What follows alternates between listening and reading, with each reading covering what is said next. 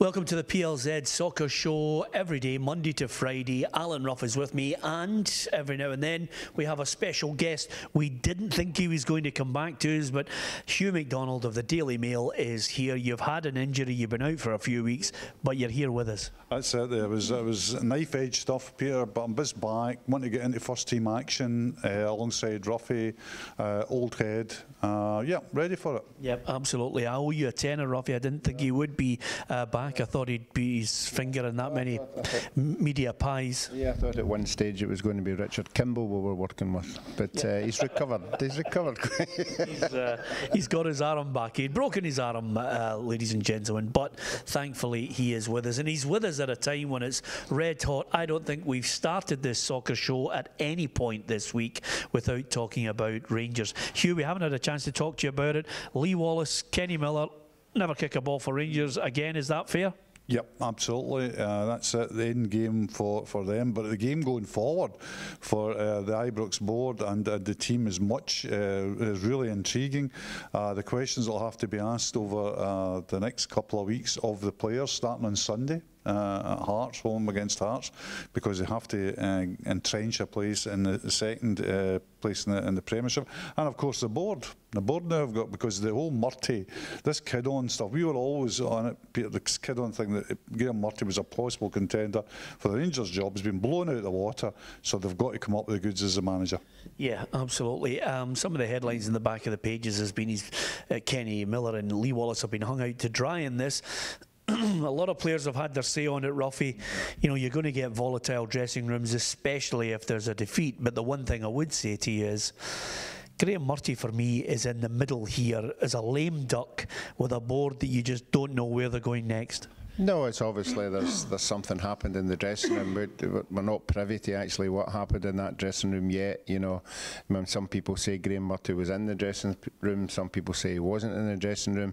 But for two players in this day and age, for me, to be suspended means it has to be something that's very, very bad at all. And I have to say it has to be something to do with the manager. And I've been in the dressing room because I've been roused, but never, ever anybody accusing the manager of anything, whether it was the wrong team or the wrong formation.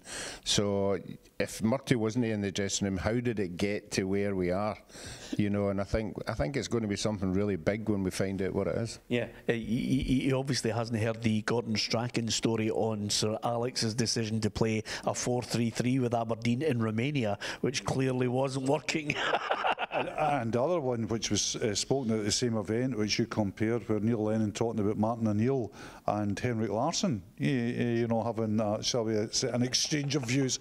I think the exchange of views is great. You know that. I mean, I think what happens is, see whatever happened in the dressing room, even if it was a punch-up in the dressing room, do you know something? It doesn't really matter. Now, people out there will say, what do you mean it doesn't really matter? Because these things go on in the dressing room. The story is, A, why it's got out, and B, who's pursuing different agendas here, because now you've got a civil war at Rangers. You've got the pro-Miller Wallace faction and the pro-Murty Rangers board faction. Yeah. That's the story. Why is that happening? Why is that turmoil continuing?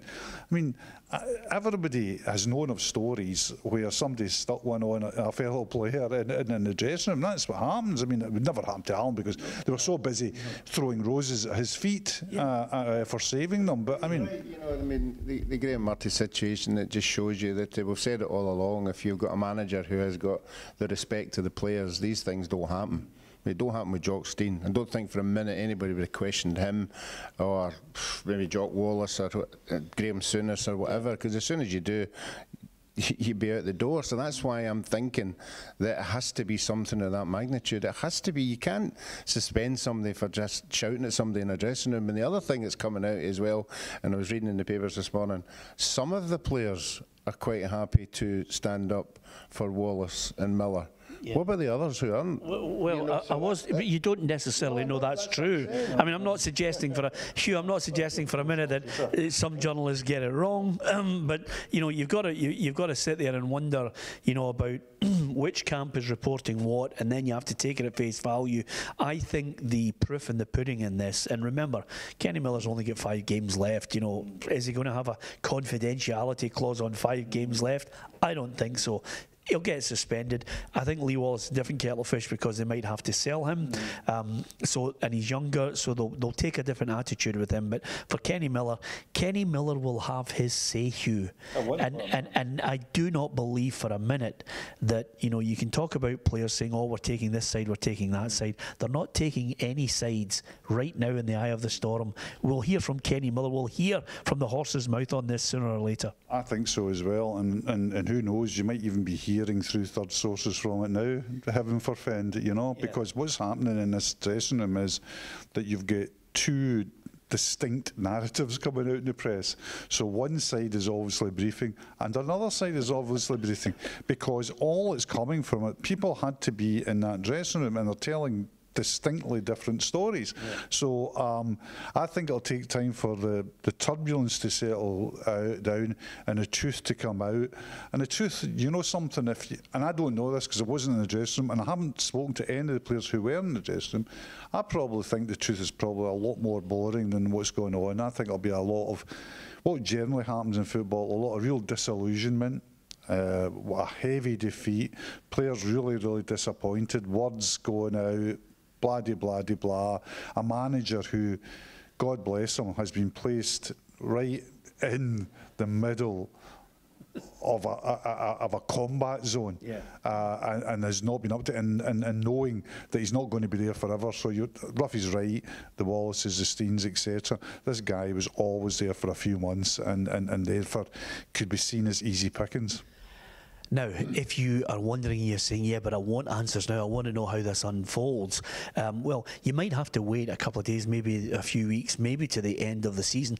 If you want to try and get a gauge on how it's going to end, then pick up a book by Woodward and Bernstein or watch the video, All the President's Men. It's as simple as that, because quite simply, when eventually Robert Redford meets the guy known as Deep Throat, he said, follow the money trail. And I think we're on a similar path here, because the board, if this all goes pear-shaped, they don't finish second, and I think they're under pressure at the moment. It's going to intensify. Yeah, and they're under real pressure at the moment because they've got season tickets to sell. Now, Rangers fans, the only constant in the Rangers story, has been the fans. They've turned up and in their tens of thousands and bought season tickets, 42,000 and above. What if, and only Rangers will know this, and they'll know the levels of renewal, and they'll know the trend for renewal. What if they're looking at a renewal rate at the moment that's very low? What if they're looking at people saying, do you know what? This is it. I'm going to pick and choose my games next year. I'm not going to stop being a Rangers supporter, but I'm going to stop being a season ticket holder. And that will be the huge worry. That's what's driving everything. See, if you take away Murty, Wallace, Miller, Cardoso, whatever, put anybody in the hat, you say follow the money, that's the money question. That's the big story. How are the season ticket sales going, and how they react to punting them.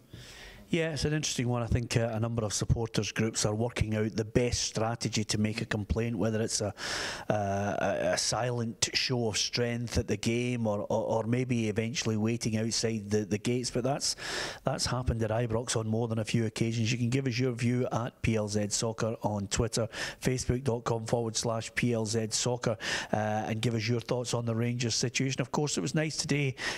Neil Lennon offered his take on it, basically saying, listen, they were all pro Graham Murty when it was going well, and suddenly they've all turned on a man that really has been left in the middle, not knowing what his future is from one week to the next. Yeah, I think Neil Lennon's obviously talking for experience. He's now in a hot seat himself, and he's been there before, so he knows what goes on behind the scenes, if things are going well and things aren't going well.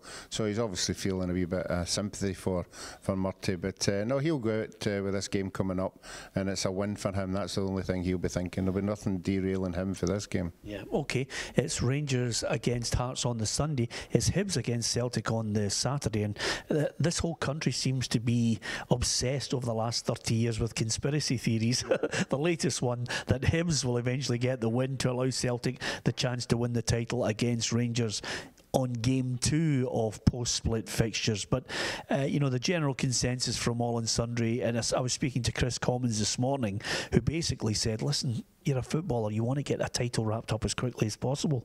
Yeah, absolutely. But I think that there's, I think when you're talking about little percentages and the edge, the real edge, I think the real edge is with Hibs players, because I think somewhere in the Celtic subconscious is that we're going to win this league.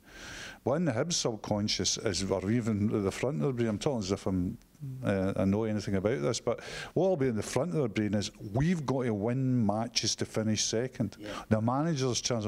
So that might be, the deciding factor. I think Hibs have played well against Celtic. I watched the game at Parkhead where Celtic were very comfortable in the first half. Hibs were superb in the second half. So I'm going to go for a draw. I know that sounds like sitting on the fence, but it's an actual authentic prediction in this case. Yeah. In a word, Hibs to finish second?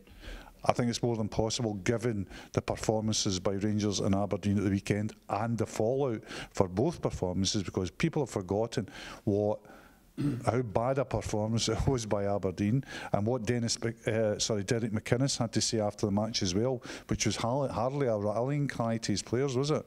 Yeah, I don't know if you noticed there, but it's an impossibility to actually say to a journalist in a word that was 240. It's just impossible for you to say yes or no. A wise man, nonetheless. Yes, it is. It is possible. They can do it. Give us your view. Can Hibs finish second? Can they deny it? Aberdeen and Rangers? All the talk's been about Aberdeen and Rangers, and then suddenly it's like a Grand National, which is happening in Scotland at the weekend, suddenly coming up on the rails, Hibernian, to shock everyone.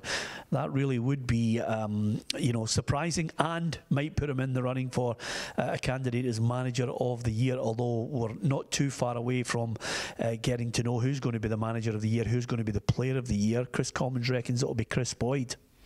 Yeah, well, I've already said Chris Boyd for one of the nominations. I know the players' one's coming up first.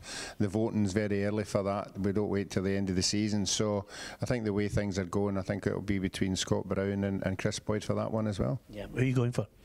I'm going for Chris Boyd. I think he's had a great season. I mean, I know Scott's had a good season as well, but I think it'd be good for Chris to win it at this time. Yeah, don't be apologetic about having the opinion. It's not a crime to fancy Chris Boyd to win an award. I mean, this is a guy who was written off. He takes up a bit of punditry, doing really well at that. Writes a column. He's been on radio, and suddenly he's still firing in the goals for Kilmarnock. I think it's an interesting the sort of dichotomy between the votes. I think that would Chris Boyd generally be more popular amongst players than Scott Brown, because Scott Brown's known for winding up the opposition. So would that might tilt it towards Chris Boyd? I think it's a possibility. I think Chris Boyd could win it, the players, but I think my vote for the Press Award, the Writers Award, will be Scott Brown, and I'll say that quite openly because I've spent years criticising Scott Brown on occasion. I thought in certain European games in the past he was poor for Celtic. Certain times I thought he let Celtic down, and this season I think he's been absolutely superb. Okay, can't get any more succinct than that. Niall on Facebook has said it's got to be Alan Campbell. As you can imagine, Niall is a big Motherwell fan and he's not having any of the Scott Browns or Chris Boyds on this. So Jimmy Wright thinks Chris would get the vote, Chris Boyd as well. Listen, it's all about opinions, but the two players certainly worthy of a nomination, and we'll find that out possibly tomorrow, maybe Monday or Tuesday of next week when they eventually announce the nominees for the Player of the Year. In fact, I think it might be next week along with the candidates for Manager of the Year. Who's your choice? Give us your thoughts on that. Just before we go, we might as well get your thoughts, guys, on the games down south, the FA Cup. It's been interesting. Mourinho, 1 minute he's getting criticised, next minute they win against City, it's magnificent. Next game, get Pogba out, sell him. The whole thing is erratic down there now, but the surefire question we've got to ask is, they're in the semi-finals of the FA Cup, they're playing Tottenham at Wembley. It's very much like a second home for Tottenham at the moment. Who's going to get the nod for this in the FA Cup semi-final on the Saturday? I go for Tottenham, not because of that home advantage, because remember it wasn't that long ago that people were saying that they playing Champions League games at Wembley was against Tottenham. I just think Tottenham have more to gain from this. I think they have to win something for this group of players. I think a lot of these group of players will be looking at this as another chance to do that. So I think they'll just win. Yeah, okay. Do you agree with Hugh McDonald? I disagree. I'm going to go for Man United. I think Mourinho's got something to prove to a lot of people who are beginning to doubt, that he can't win trophies. And I think he'll bore the socks off everybody. I don't think that they'll just bore everybody, but they'll score the goal that'll win the game. Yeah, I love what you reminded me there of many a time when I used to listen to some pundits who would boom out their voice and just say something with great authority. I'm dying to know who the doubters are that think Mourinho can't win a trophy. He's won a fair few. Yeah, he's never done it. Yeah, exactly. A couple of Champions Leagues and, of course, a couple of trophies last year for Manchester United. Although I can still hear Roy Keane in my ear saying, and by the way, don't dare count the Charity Shield, so you're not getting your 3 trophies on this. Okay, what about Chelsea? Southampton is, if you go for Southampton, I'm chucking at you. Well, everything's possible, but Chelsea should win it. The interesting narrative behind Chelsea is how, this is a swan song for the manager. We know the manager's gone. Do the players suddenly coalesce together and go? If you look at the Chelsea team, it's a superb team. It's a great team. It's real world-class players, and Willian and Hazard for me are, they could. I think they could play for any squad. Can't get in the team of the year though. Yeah, but that tells the story, Peter, because they've been far from the team of the year. If you look at Christmas onwards, they've been awful. The points total they've accrued since Christmas has been disastrous. It's been relegation form. If they pull it together, I expect them to beat Southampton. Yeah, is it Salah or De Bruyne a player of the year for you? Oh, Peter, that's a tough one. De Bruyne. De Bruyne? Yeah. Wow. We both disagree with him on that one, Hugh, Ruffy. Yeah, we certainly do. I think he's been fantastic this year, and the goals that he's been scoring again have been top class. No tap in, something special. In the game itself, I'm going to go for Chelsea because Southampton aren't where they are in the league because they're good. Yeah, okay. That's Ruffy's way of trying to be nice about it to Southampton people who are watching. It's his way of saying they're ranked rotten, they're going down, and of course they're getting knocked out of the cup. It's all about opinions. You'll get them here on the programme.